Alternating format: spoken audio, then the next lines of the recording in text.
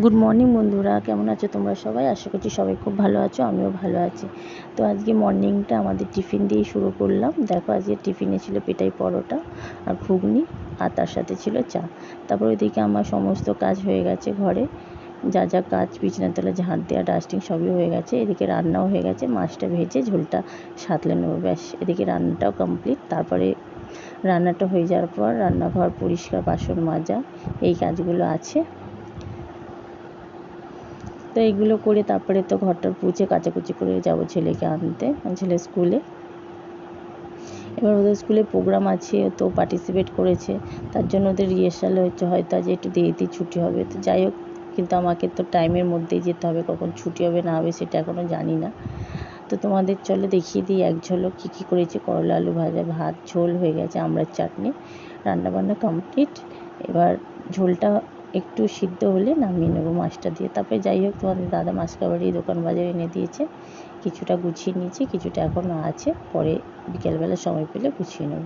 তারপরে এই যে আনাজ এনেছে, এগুলো ধুয়ে জল ঝরিয়ে ফ্রিজে রাখবো। তারপরে রান্নাঘর পরিষ্কার করব, রান্না হচ্ছে। আর আলু পেঁয়াজের বাস্কেটটাও আজ ধুয়ে দেবো ভালো করে, আর কিছু বাসন আছে মেজে নেবো। তো তোমাদের দেখিয়ে দিচ্ছি, দেখো বিছনা ফিছনা সব নিট অ্যান্ড ক্লিন। এই যে রান্নাঘর পরিষ্কার। তোমাদের দাদা চলে গেছে, আমিও কাচাকুচি করে শুকাতে দিয়ে চলে গেছিলাম স্কুলে।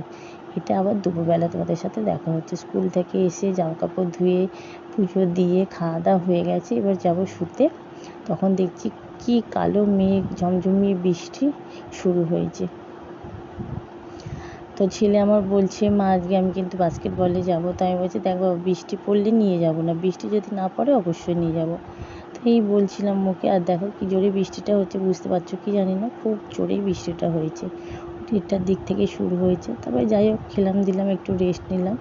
তার মধ্যে বৃষ্টিটাও গেছিলো, তার জন্য রেডি। তারপরে আমরা বলে যাচ্ছে, এখনও আমি দেখাচ্ছি তোমাদের, দেখো কীরকম পরিমাণ বৃষ্টি হচ্ছে। তো বলছি কিছু হবে না মা, রেডি হয়ে বেরিয়ে যাবেন। যে ঠিক আছে, বৃষ্টি কমলে অবশ্যই নিয়ে যাব।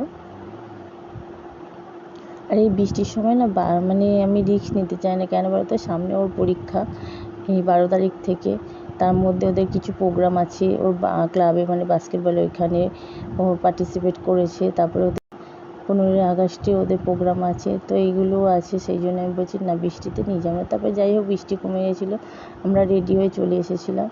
আর এই সপ্তাহে 3টে দিন, মানে এক সপ্তাহে 3টে দিন আমরা আমাদের মতো একটু সময়টা কাটাই।